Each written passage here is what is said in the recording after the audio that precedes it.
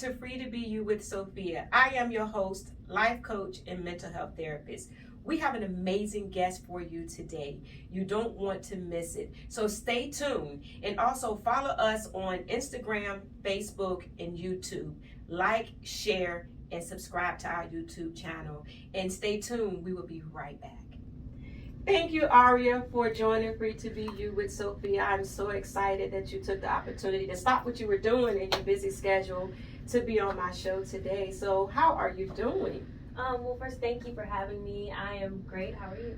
I'm great. It's good to see you again. I know you're doing a lot of amazing things and being so young. So Free to Be You is this platform for you to be, to be able to talk about your journey. I know a lot of young people out here who are in the acting industry and they're trying to balance. Yeah. So the first thing that we're going to talk about is, how do you balance being such a young actress with life? It has difficult moments, and it also has moments where it almost works so seamlessly. Mm-hmm. Like, I feel like God works it out every time, and sometimes it doesn't even feel real. Like, there's a lot of moments, like my mom is the big organizer, she's the planner, and she works everything out. So I think she's a really, really big part of how I can balance everything. Mm-hmm. But there are times where she's like, okay, you have this, and this interview, and this filming, and it's all at the same time. And somehow, I don't know how, but somehow everything moves, something shifts, and it all ends up working out, and I can get to every place. So, I don't know, by my mom, a planner, and the grace of God, I guess. Yes, God is a big thing in there, and also having a well-organized mom, that helps as well. Yes.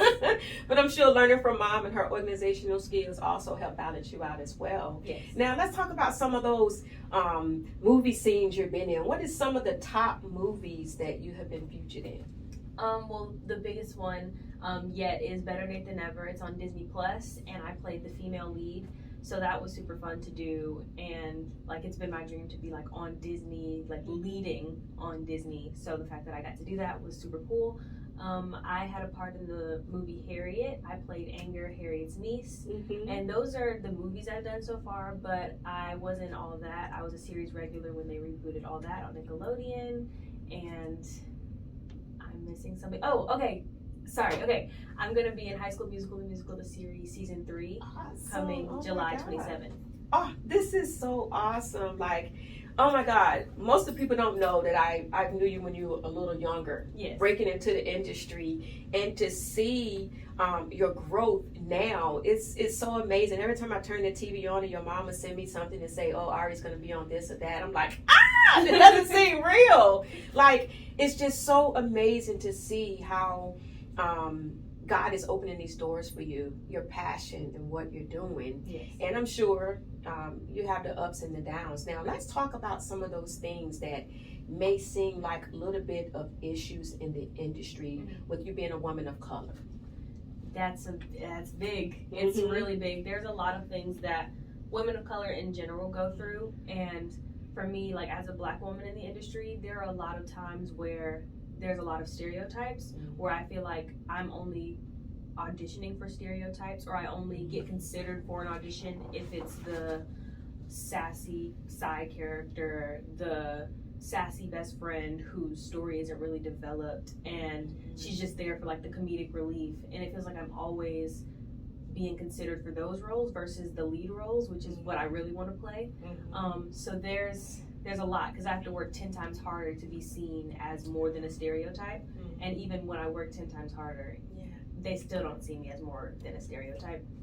But I'm still working through that. I'm creating things for myself now. So screenwriting is something I've been really interested in the past couple of years. So I'm like, okay, if someone's not going to write that kind of role for me, I'll write it for myself.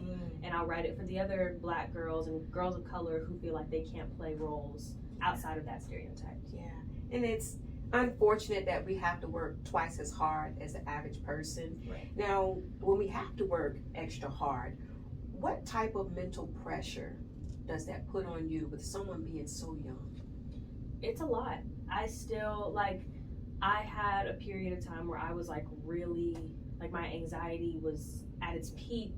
I never considered myself depressed, but I would have like fall into depressive states. Okay. And it was just really, really bad years ago because I felt like, okay, no matter how hard I'm working, I'm always like, people don't see me the way I want to be seen. Everything I do, it's sassy or aggressive, like just microaggressions and macroaggressions. And it was a lot. So it was a lot of mental pressure, and it still is.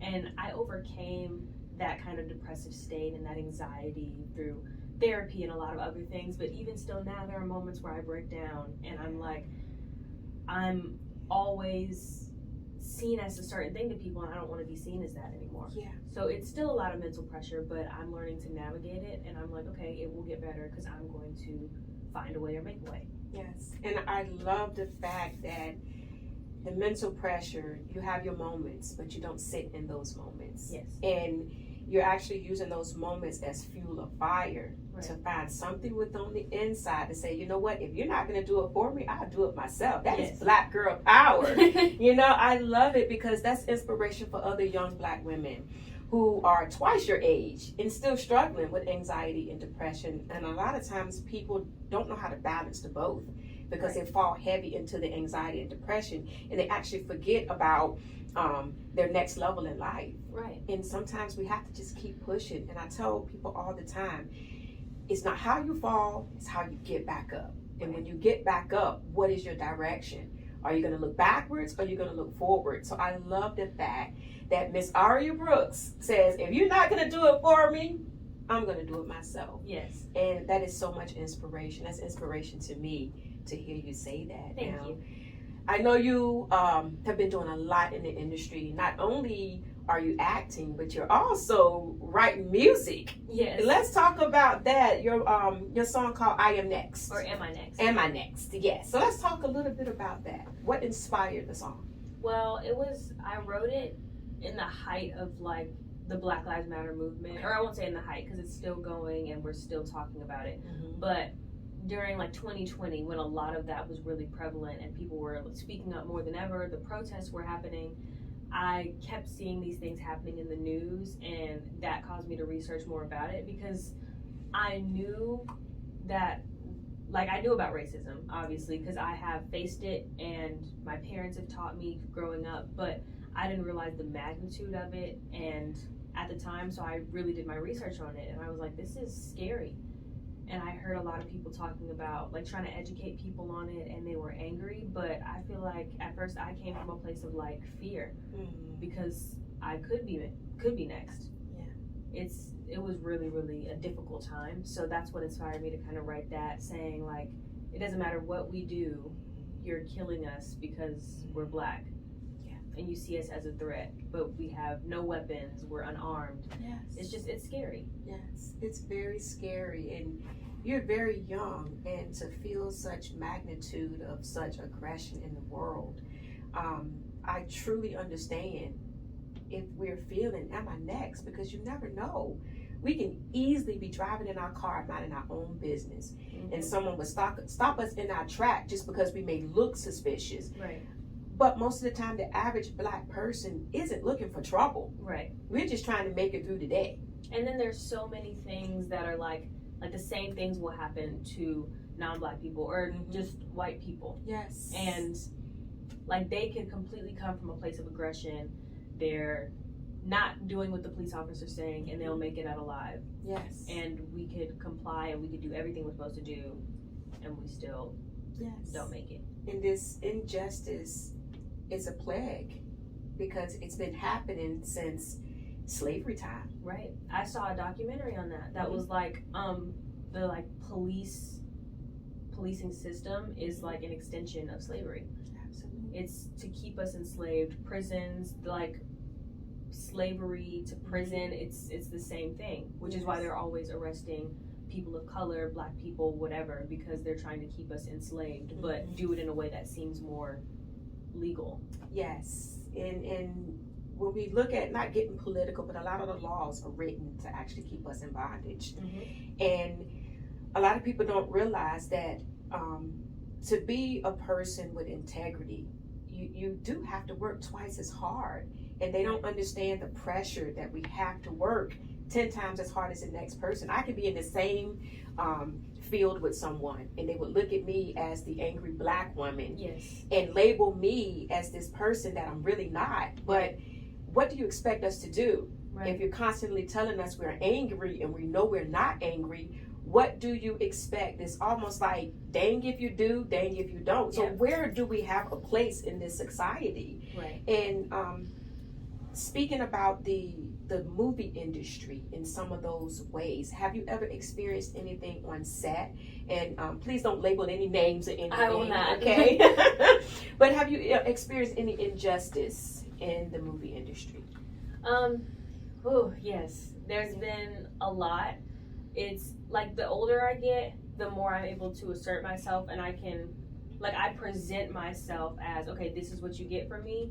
This is how it is. This is what I accept and this is what I don't. Take it or leave it. But initially in my career, it was 10 times worse than it is now, because people feel like they can say small stuff. Like, as far as being on set and things like that, I don't think I've really had experience where people were outright racist. Mm-hmm. But people don't realize that you don't have to call me the N-word to be racist. Yes. It can be the small stuff, the microaggressions, like if I'm reading a role and you're telling me to do it, make it more sassy, make it more ethnic. I got that once, to make it, the part more ethnic, because basically they wanted me to be more aggressive and sassy with it, pretty much. Yeah. I was like, that's an interesting choice of words to make it more ethnic. It's things like that, the microaggressions that are so difficult to get by because it feels like you can't escape them. Yes, and when they label it to be more ethnic, now that is not a character that you have. So how hard is it to portray a role that deep inside you feel like it's going against your nature? I think, well, that's what acting is, being someone you're not. But when Okay. it's like, when you try to make me out to be a person because of the color of my skin, and say, okay, make it more ethnic, make it more you, make it more sassy, all of that makes it feel like that this is not who I am. I'm not ethnic in the way that you think ethnic is. Got you. Yeah. So when that's happening, how does it truly make you feel? It does depend, but at that time, I feel like I was just confused about the whole thing. That was before the pandemic even hit. So that was before I did all the research and really got into it and realized, okay, this is wrong. So I knew it was wrong, but I didn't understand the magnitude of it. Okay. So I was just kind of confused about the whole thing. It was a little upsetting, but now I feel like I'm more mad now than I was then, because I realized how bad it actually was and how that wasn't okay. Yeah. So what tips would you give a young Black person who's breaking into the industry when they are approached with those micro or macro aggressions? What is a couple of tips that you can give them? I think it's something I picked up a little more recently. Okay. So I haven't been doing it from the beginning of my career, but I wish I had. It's going in, like I said, going in and making sure they know what you accept and what you don't. Okay. Because then you're going to attract the right jobs, the right people, the right connections. If they know, okay, she's not going to allow us to treat her like this. She's not going to allow us to do her like this. Like, trying to think of an example, like, oh, my hair. I love wearing locks. I feel most comfortable in locks, and I love my natural hair as well. But a lot of times on sets and things, people can't do natural hair. And even when they can do curly hair to an extent, usually it's the longer, looser curls. Okay. That's not my curl pattern at all. It's like, it shrinks up, it's tight, there's all types of coils. Like, I don't want anyone messing up my hair because I had a heat damage incident years ago. It was really bad. So I don't want to go back there, and I want to protect my hair. So I come in from the jump, I'm gonna have locks or I'm not gonna be on your project. I keep my locks in all my pictures. I keep it in all my callbacks. I'm not opposed to having like braids every now and then, like trying other things, other protective styles. That's okay. But this is my hair, this is how it's gonna be, or I just don't fit your project. Yeah, and I love the fact that, excuse me, you're creating boundaries for yourself. Boundaries to protect your mental health, if that makes sense. Right. Because listening to you say that if you can't accept me with my locks, then maybe I'm not the person for you. Yeah. You know, and that's very profound coming from someone who, it's like you're 25 and you're coming with all of this knowledge. I love it. Thank you. Because it's good for people to hear the younger side of the movie industry, Right. and we can go through the whole scenario of what people may feel or think in the industry, but hearing it live from someone young, beautiful, and Black, this is so inspirational because I hear a lot of people want to get into the industry and they tap out before they even get too far in it. You have to be mentally strong. Right. I think a lot of that is people want to be actors because they want the aftermath. They want the fame. They want to walk the red carpets. They want to see themselves on the big screen, which I wanted most of that too. Like, I wanted to see myself on the big screen. Mm-hmm. I want the accomplishments, and I still want them. Like, I don't know what interview I was watching, but someone said, like, everyone, you either get one extreme or the other. So people who really want the fame and only want the money, and then people who are like, I don't care about the money at all. I'm right in the middle because I love what I do and I'm passionate about it, Mm-hmm. but I know my talent and I know that I do deserve to get paid for my work. I do deserve for people to see it. So it's just having the happy medium, the balance. Yes. And if you don't have the balance, you're not gonna do well because there is a lot of mental pressure, a lot of mental strain. And if you're not prepared for that, if you don't have the passion to back it up, you're not gonna wanna stick it out. Absolutely. And I heard you mention that then sometimes you do therapy. Now, how would you say that therapy is very important for actresses? Therapy is so important because, like, there's so many things that I still carry with me that my therapist has told me, and little gems that still play in my head, because it's just, go to therapy. Like, Yes. Therapy is one of the best things that I could have done for myself. Being able to talk to someone and not have that fear, like, will they tell somebody? Will they not? Or do they have my best interest at heart? Like, yes, my therapist, like, knowing that I could say something and it wasn't gonna get out. Like, because friends are great, but you don't always know what your friends' intentions are if you don't know them that well, or you just never know. So I can tell my friend something and they could even give me good advice, but who knows if that's going to end up somewhere afterwards. Exactly. And that is important for all actresses or actors to feel safe. Yes. And that's most of the time, that's why a lot of people hold things inside, the fear of confidentiality. Mm-hmm. And again, it seems like you're like 25 or 26. You're so mature in this walk of life, and it goes to show the impact of your parents. Yes. Having your support and being there when you need it, that is very important. And to just listening to you, it just I don't know if y'all can see, but it gives me goosebumps just listening to this, because it's really touching my heart to see your maturity at such a young age, and understanding that people need therapy. You don't have to be afraid of it, but actually it saves lives. Right. It balances you out, but yet you can tell friends things and they may betray you. Mm-hmm. And before you know it, that's another issue. Right. That's another level of depression. And That's who do you tell about that? exactly. And before you know it, friends can switch up your information into a lie. Right. Now you're suffering in silence because you don't want to hurt anybody. Right. But And yeah, I still talk to my friends. Yeah. Like, I'm not saying don't talk to your friends. 'Cause Right. people have good friends. I have a good friend I've known since like 5th grade, 4th Mhm. grade, and I tell her almost everything. But at the same time, it's like you need that level of confidentiality, like you said. And talking to a therapist, I feel like I'm getting true gems because they see it from a different point of view. Mhm. Your friends, a lot of times, if you have good friends, they'll tell you when you're wrong. Yeah. But your friends, a lot of times, they're always gonna take your side immediately because they know you so well and you guys are friends. I feel like with a therapist, he's on my side, he's on my team, but he's gonna tell me what I need to hear versus what I want to hear. And that's important. A lot of times we don't always want to hear the truth, but hearing it kind of gives you a little bit of freedom to say, you know what, I'm human. Mhm. I mess up sometimes, but it's not like that scolding. Right. Helping you in a positive manner, and I really love it. So let's talk about the movie Harriet. Okay, I've watched that movie like 3 or 4 times. I was able to go and see you before it actually hit the world. That was amazing. So let's talk a little bit about that. I remember the scene where you came in with the tray, okay? Oh yeah. And you were standing at the door. You looked very timid. Now, just to sum it up, how was that experience working on this major film? It was really cool. The film itself, I realized it was going to be a big impact and it was a big story to tell because there'd never been a movie about Harriet Tubman yet. So I knew it was going to be big, but I don't think I realized the magnitude until after the fact. In the moment, it just felt so surreal. Like we were filming in Virginia, like I was trying to remember northern or southern Virginia, I don't know. But we filmed on like actual plantation. So I saw a real cotton field and seeing it and realizing how much cotton was there, how long it would take you to pick all of it, and then remembering like how much cotton was picked then, like billions and billions of pounds of cotton. So a cotton ball, not even weighing anything, they produced billions of pounds of that.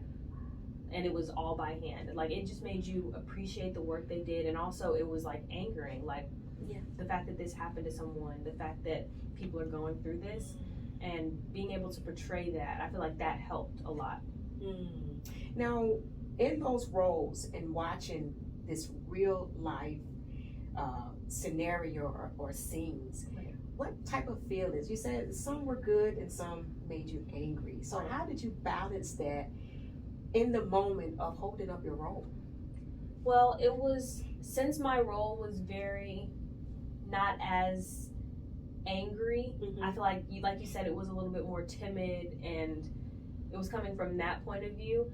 It was very different because I didn't really feel timid about the whole thing at all. I was upset and it was angering that all that was happening. But I think stepping into that role, first of all, honored that I got to do it. And I don't know, I just tapped into what I would feel if I was there. Because although now I'm angry about it, at the time, I don't know that I would have been as bold to be angry. I could have been scared at the time. So just thinking about the role, thinking about the time period really helped me tap into that. Wow, that's pretty big. Now, would you find yourself, if you were called to be in another movie of color or slavery, would you actually, well, let me ask you this, how would you feel about accepting the role?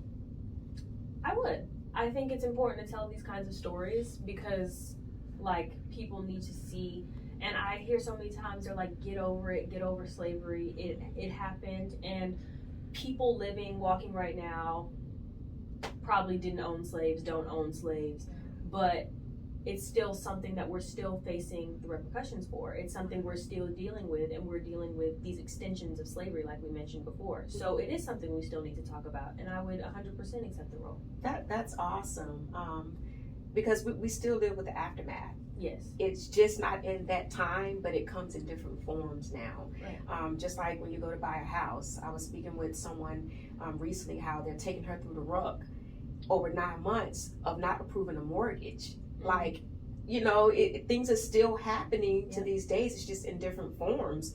But yes, people of color are still stuck in that mentality. Right. But it is a way out.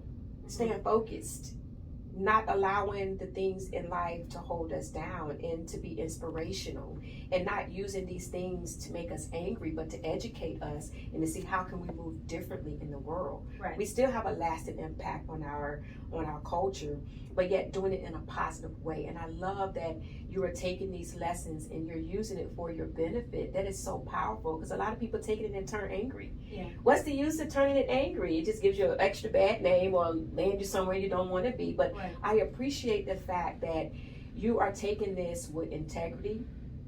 You are using it to build other people up, and you're taking the lesson and you're learning with it and you're building on it, and it's making you very powerful. And I love that about you. And you're so young. By the time you get my age, you're going to be impacting the world.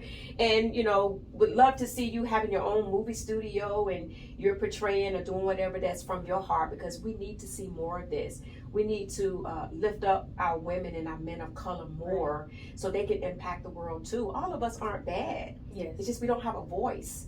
And I love the fact that with this show, you're free to be you. And this is no platform to, you know, point fingers at anybody, but to let us know we're here. Right. See us. We just want to make an impact on this world. We want to save the generation that's coming behind us, so that we can pave a way for them and say, listen, you don't have to do it that way, but let's try it this way. Right. You don't have to be angry this way, but, you know, do it in another positive way. Right. Finding solutions for these problems. Exactly. And I love the fact that you're finding solutions for your problems. I just love this. Now we're gonna talk about the movie Better Nate Than Ever. Okay, my daughter and I watched that movie, and just seeing you on that role, it was surreal for me. It's like, wow, I know this young lady. I know this young lady. So let's talk about that. How was that movie, and how did you land the role? Well, that was a really, really great experience. There was a bunch of auditions coming in at the time. You know what I'm saying? Yes. Around like maybe January, February 2021. Mm-hmm. And a bunch of auditions were coming in, and a lot of them were from the same casting like company, Telsey. So Telsey Casting, they casted Better Nate Than Ever, and they were sending a bunch of auditions. So we were like, okay, they're interested. We got to get one of these. So one of them, I made it all the way till the last callback, didn't get it. But Better Nate Than Ever was still looming. Like, I had just auditioned for that, and they were like, oh my gosh, we love her. She is Libby. Can she send it another tape? And I was like, oh, maybe this is the one that I'll get. And obviously we know how it ended. But I did 2 callbacks for that. One callback was just by myself, and I was with the director and the producer in the Zoom. And then the third one, I did like readings with other people. So I read with other people to potentially play Nate. And I actually read with Ruby, my castmate who plays Nate now. I read with him in my audition. And I knew then, I was like, okay, yeah, it's got to be him. Yeah, the chemistry there, yeah. With other people, like, you could be a good actor, and I could be a good actor, but if we don't blend, it's not going to work. Yes. But I felt it with Ruby. And then what was it? He told, like, my manager, can we get her on one more, like, Zoom? And we were like, does this mean I got it? But then we got on the Zoom, and they were like, okay, we just wanted to do some more audition stuff. I was like, oh. okay. That's where your emotions a little bit. But then he was like, so I told him I had like some healing crystals nearby, and I showed the bag, and then he was like, oh, it looks like your crystals are working because you got the part. Oh! What? Okay. Wow. And I like started crying, and my mom comes on the camera, she starts crying, and it was a lot, and then my dad was working out, and I ran down, I was like, stop it! And it was really, really great. And then since then, it just kept building up. Like meeting the person who wrote my finale song in the movie, and I talked to her. She's written songs for Destiny's Child, and she was like, oh, I saw one of your Instagram posts and it inspired me to write this song. And I'm like, whoa. And then we keep going, and I meet the people who are like Lisa Kudrow and Joshua Bassett, and then it just got bigger and bigger, and it's still getting bigger and bigger, and the magnitude of the project is still insane to me. Wow. I just watching you on Better Nate Than Never, my daughter and I would just look at each other and was like, wow, this young lady is killing it. It was awesome just to see, and you can tell that both of you had chemistry in the movie as well. It was phenomenal. You know, you were a little bit sassy on there, but it was a cool girl. You kept him in check. You know, but I love the fact that your career is taking off. It is so amazing. So how does it make you feel? You are technically a celebrity in my eyes, okay? So how does it feel to know that you've been working at this for a while? Yes. Okay. So explain to us, how does it make you feel to be in this status? What's your next project, if you can talk about it? Well, I don't necessarily feel like I'm a celebrity, I'm famous. That hasn't really settled into me. I don't know if it ever really will. I don't ever really feel like a celebrity. But I don't think this is like I don't know how to word it, because I feel like, yes, we made it. This is one of my dreams. But I feel like every time you reach a new level, another one is unlocked, and you have another place to go. Like I don't think I'll ever really feel content, because this is what I want to do forever, and I want to continue building and growing. So I feel like, yes, we made it, but I think we still have other places to go from here, and I'm excited to continue the journey. I have High School Musical, the musical, the series, season 3 is coming out July 27th. So I was a recurring guest star on that. You'll see me in 3 episodes, so I'm pretty excited for that. And then I have a song actually coming out July 29th.